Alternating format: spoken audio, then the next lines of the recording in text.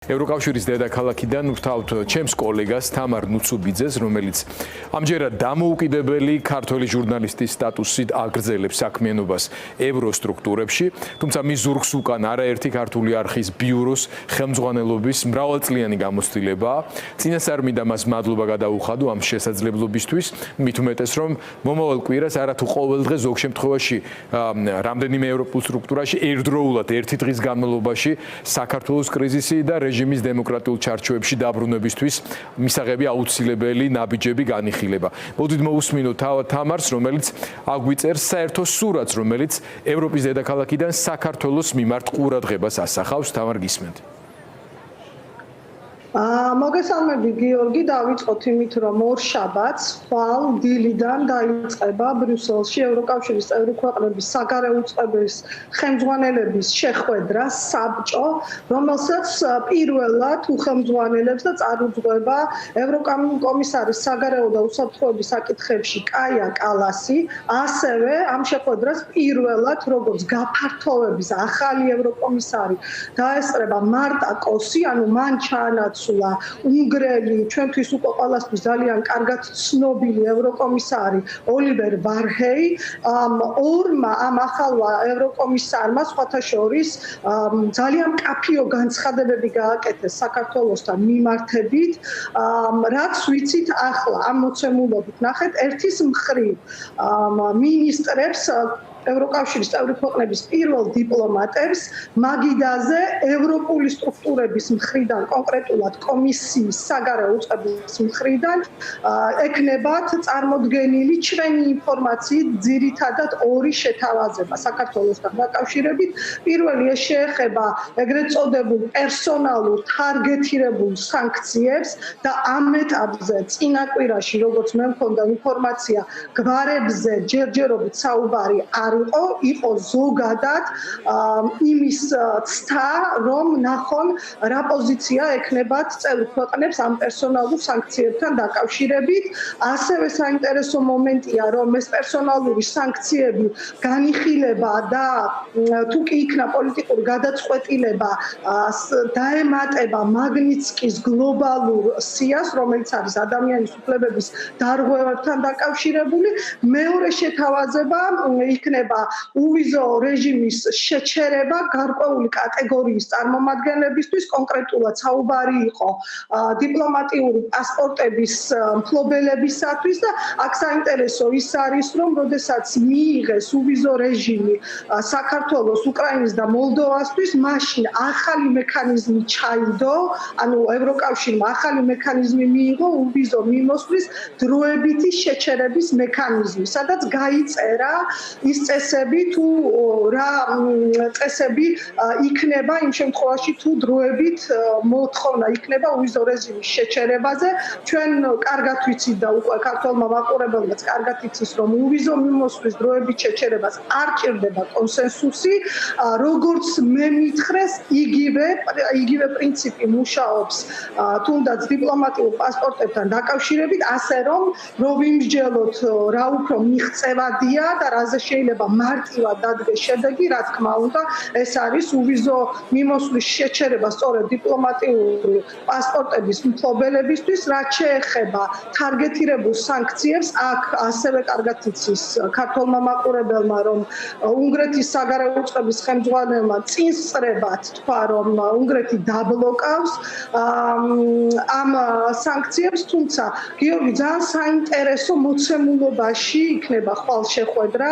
ერთის მხრივ, როდესაც ასე წარდგენილი აქვს ევროკომისიას შეთავაზება წევრი ქვეყნების მიმართ და აი ნახეთ, მეორეს მხრივ დღეს კვირას ესტონეთმა და ლიეტუვას ახალმა საგარეო საქმეთა მინისტრმა, რომელიც პირველად დაესწრება ასევე ხვალინდელ შეხვედრას, მათ ოფიციალურ ქსელებში დაწერეს, რომ სანქციების სიას, რომელიც ბალტიის ქვეყნებმა უკვე შემოიღო, აფართოვებენ ამ სანქციების სიას, 14 ადამიანზე არის საუბარი ესტონეთის მხრიდან, 17-ზე არის ლიეტუვას მხრიდან და ყველაზე უფრო აღსანიშნავია, რომ ღიად მითითებულია და აი ხედავთ მაყურებელი ახლა სწორედ მარგუს სახნას X-ის თავის page-ს მითითებული არის ირაკლი კობახიძის გვარი. ანუ წარმოიდგინეთ, ხვალ პირველი დიპლომატების ხდებიან მოლაპარაკებების მაგიდასთან იმ რეალობით, რომ ორ ქვეყანას, ევროკავშირის წევრ ქვეყანას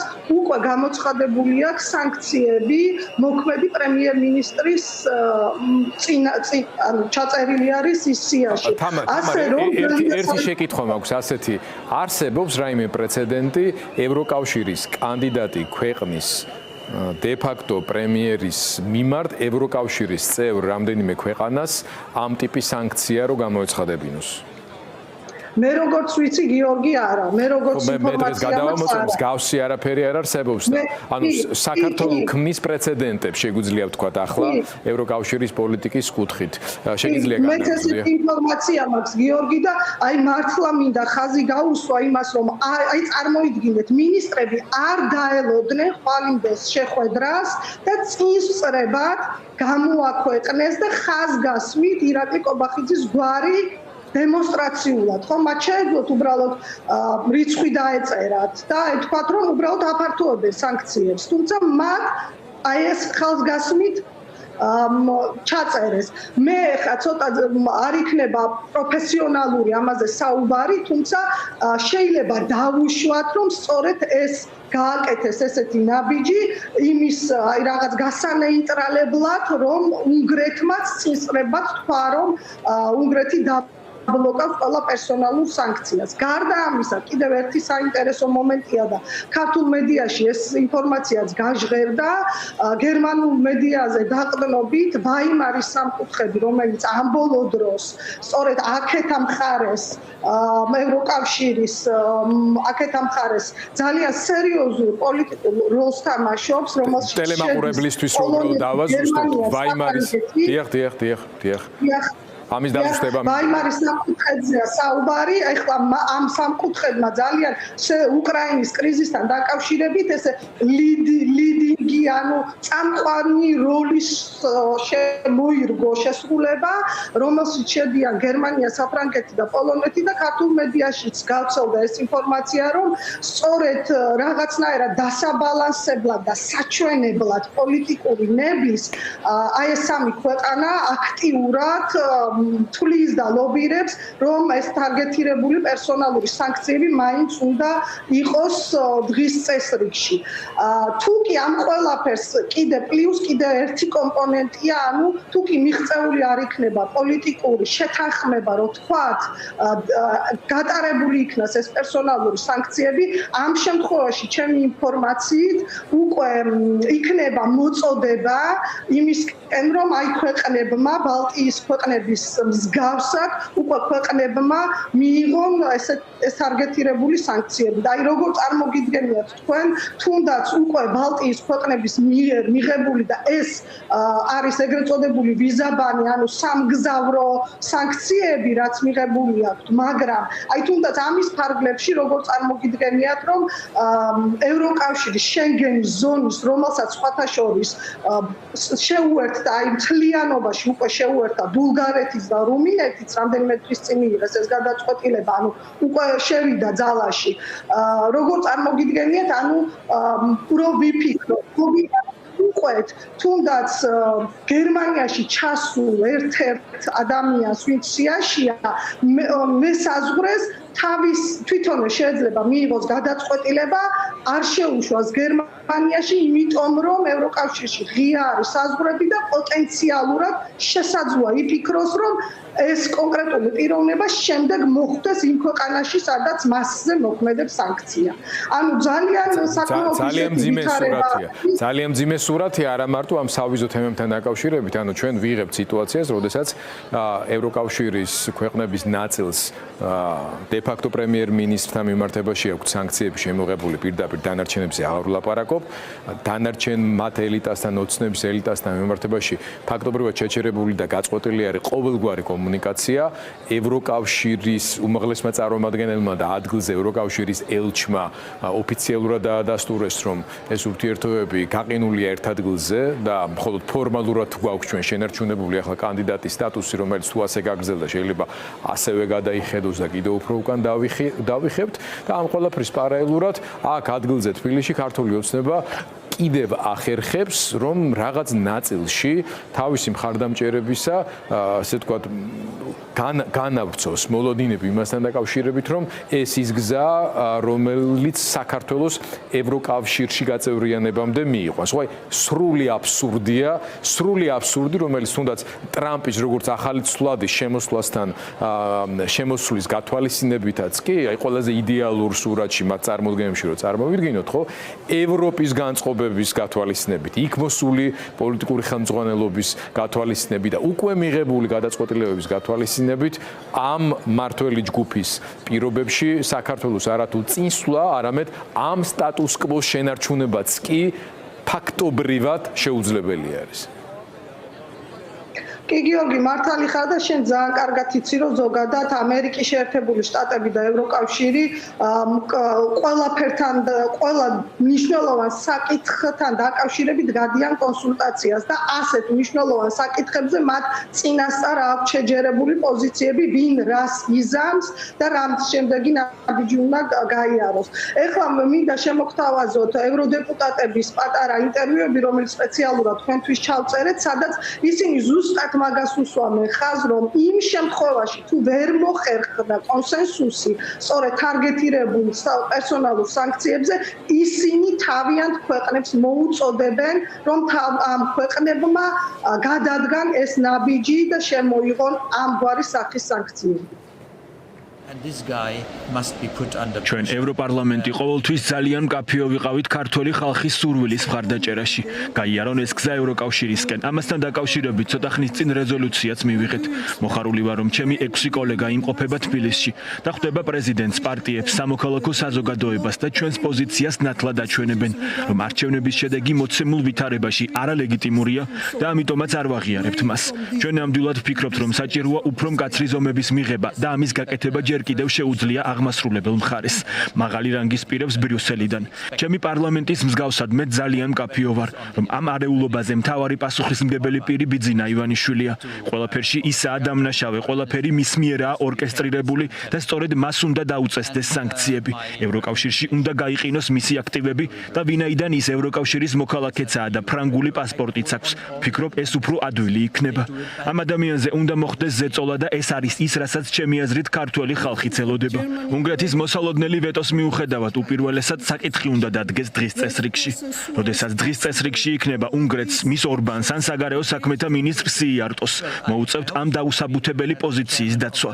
თუ უნგრეთი დაბლოკავს და ვერ შევძლებთ ამის გაკეთებას ევროკავშირის ჩარჩოში, ჩემი რეკომენდაციაა და მოუწოდებ დანარჩენ წევრ ქვეყნებს, გააკეთონ ეს ორმხრივად იმავე ეფექტით. ეს უნდა იყოს შედეგი.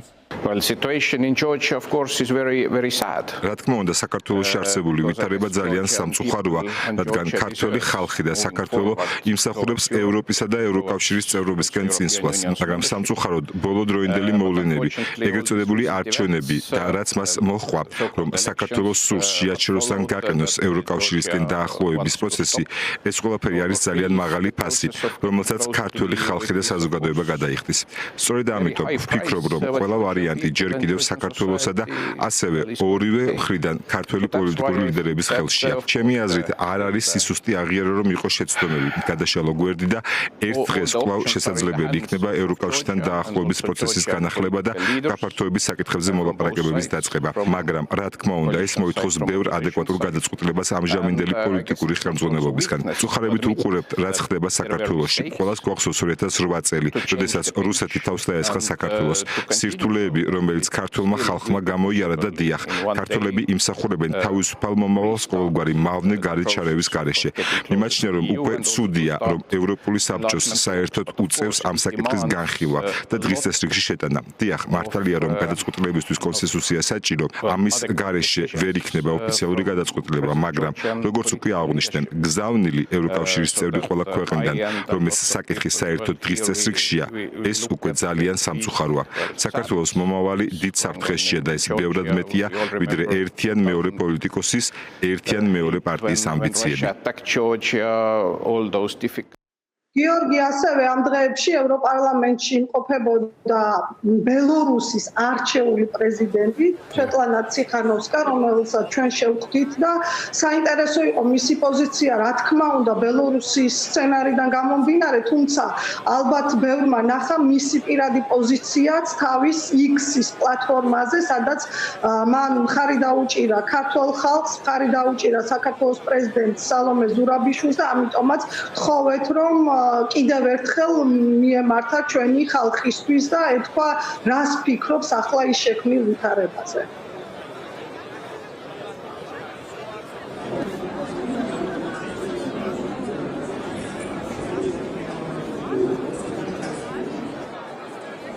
ბელარუსი ხალხის სახელით მინდა გამოვხატო ჩემი სოლიდარობა და დიდი მხარდაჭერა ქართველი ხალხის მიმართ. ნამდვილად მჯერა, რომ ქართველები იმსახურებენ ევროპულ პერსპექტივას, ევროპულ მომავალს და ისინი სარგებლობენ საკუთარი უფლებით გამოხატონ პროტესტი მშვიდობიანად საქართველოს ქალაქებში. საქართველოში მიმდინარე მოვლენები მახსენებს ბელარუსის სიტუაციას და რა თქმა უნდა, მშვიდობიანი დემონსტრანტების მიმართ ძალადობა მიუღებელია. მოვუწოდებ ჩვენს დემოკრატიულ პარტნიორებს, ნუ მოაქცევენ ქართველ ერს იზოლაციაში. ისინი იმსახურებენ იყვნენ ევროპული ქვეყნების ოჯახის ნაწილი და მოვუწოდებ მხარი დაუჭირონ ხალხს თქვენი ისტორიის გადამწყვეტ მომენტში. რა თქმა უნდა, ჩემი რჩევაა, რომ ბრძოლა გააგრძელეთ. ადვილია რჩევის მიცემა, მაგრამ როდესაც ნაცემი ხარ, როდესაც ჩვენს წინააღმდეგ ძალადობენ, ძალიან რთულია ამის შენარჩუნება. 2020 წელს ბელარუსები ბევრი თვის განმავლობაში გამოდიოდნენ ქუჩაში და ჩაგვრის დონე იყო საშინელი. მინდა მჯეროდეს, რომ თქვენი მთავრობა არ მიმართავს ასეთი დონის ძალადობას მშვიდობიანი მომიტინგეების წინააღმდეგ, რადგან ამის შედეგი უკვე ნახეს ბელარუსში. ერები კი, რომლებსაც სურთ ცვლილებები, გააგრძელებენ მტკიცედ დგომას მათი მიზნებისთვის. საინტერესო იყო ქალბატონ ციხანოვსკაიას მოსმენ, რა თქმა უნდა, ბევრი პარალელები არსებობს ბელორუსთან მიმართებაში, მაგრამ განსხვავება ძალიან დიდია, ისევე როგორც უკრაინის მაიდანთან მიმართებაში აბსოლუტურად განსხვავებული, აბსოლუტურად არა, მაგრამ მნიშვნელოვნად განსხვავებული სიტუაცია არის დღეს საქართველოში. თამარ და ჩემი ბოლო კითხვა უკავშირდება ზუსტად ამ განსხვავებულობის აღქმას ევროპაში, განსაკუთრებით ევროპულ მედიაში. ჩვენ აქ-იქ ვაკვირდებით, მაგრამ შენ მაინც შუაგულში ხარ ამ ყველაფრის და როგორ აღიქმება ქართული საზოგადოების ასეთი შეუპოვარი პროტესტი და პროტესტის ის ფორმები, რომელსაც მიმართავენ ჩვენი თანამოქალაქეები იმ სისასტიკის ფონზე, რომელსაც ივანიშვილის რეჟიმი საქართველოში მათ წინააღმდეგ მიმართავს. გიორგი, აი ძალიან ნათლად შემიძლია გითხრათ, როგორც კოლეგები ჩვენ ის პოლიტიკოსები, კანონმდებლები ევროპაში, აი არ ვიცი, მართლა ახტოვანებული არიან და ეს არ შეეხება, ხომ იცით, მარტო ამ ბოლო პროტესტს. თბილისში ვიზიტად მყოფი ჟოზეფ ბორელი, ყოფილი ევროკომისარი, თბილისშიც გააკეთა განცხადება და რომ ჩამოვიდა, აქაც თქვა, რომ ამდენი დროშა ევროკავშირის და ასე მოსახლეობა, რომელსაც სურს, რომ გახდეს ამ ორგანიზაციის წევრი, მე ევროკავშირის წევრ ქვეყნებშიც არ მინახავსო. აი ეს აღქრთოვანება აი ამ მისწრაფებით და ამ ფასეულობებისთვის და ამ ორგანიზაციაში ჩვენი ადგილის დამკვიდრებისთვის და ამ ბრძოლის მეთოდები აღქრთოვანებს და აი მართლა იწვევს გაოცებას, როგორც ჩვენ კოლეგებში, ასევე პოლიტიკოსებში და აქ არავინ საერთოდ არ ლაპარაკობს იმაზე, რომ რაღაცა ძალისმიერი, ვთქვათ, მოქმედებები ჩანდა ან ვიღაცამ დაინახა პროტესტანტების მხრიდან. პირიქით, გაოგნებული და შოკირებული არიან იმ ფოტოებით და იმ ვიდეოებით, რასაც ხედავენ, რა დამართეს ახალგაზრდებს ამ აქციებზე და თქვენ კარგად იცით, რომ ევროდეპუტატებმაც ფაქტიურად მეორე დღესვე, როდესაც დაიწყო ეს დარბევები, სოლიდარობის აქცია გამართეს და ჩვენი კოლეგების ფოტოებით ახალგაზრდებს ახალგაზრდების ფოტოებით დადგნენ ევროპარლამენტში და ასე გააპროტესტეს და მათთვის აბსოლუტურად წარმოუდგენელია საქართველოსდან, რომელიც ფრონტნარ იყო წინ აი ამ აღმოსავლეთ პარტნიორობის პროექტში იმ ქვეყნებში, ვისაც სურდა გაწევრიანება ევროკავშირში ყველაფრით და დღეს ესეთი სურათია, როდესაც ამდენი ნაცემი და დაშავებული ახალგაზრდა და საპატიმროში მოთავსებული ახალგაზრდა. ასე რომ ისინი ძალიან ხაზგასმით ამბობენ, რომ ყველაფერს გააკეთებენ და იდგებიან ქართველი ხალხის გვერდზე და აი ბოლოს რითიც დავასრულებ, ასე მე პირადად ევროსტრუქტურებიდან ასეთი გზავნილი მითხრეს, რომ საერთოდ არ არის დღის წესრიგში უვიზო მიმოსვლის შეჩერება მოქალაქეებისთვის, სწორედ იმიტომ, რომ ამ ნაბიჯით კიდევ ერთხელ აჩვენონ, რომ ევროკავშირი არის ქართველი ხალხის გვერდზე და არა რომელიმე პოლიტიკური პარტიის. არა, ქართველი ხალხის გვერდზე, ვისაც უნდა, რომ ამ ოჯახში თავის კუთვნილი ადგილი დაიკავოს.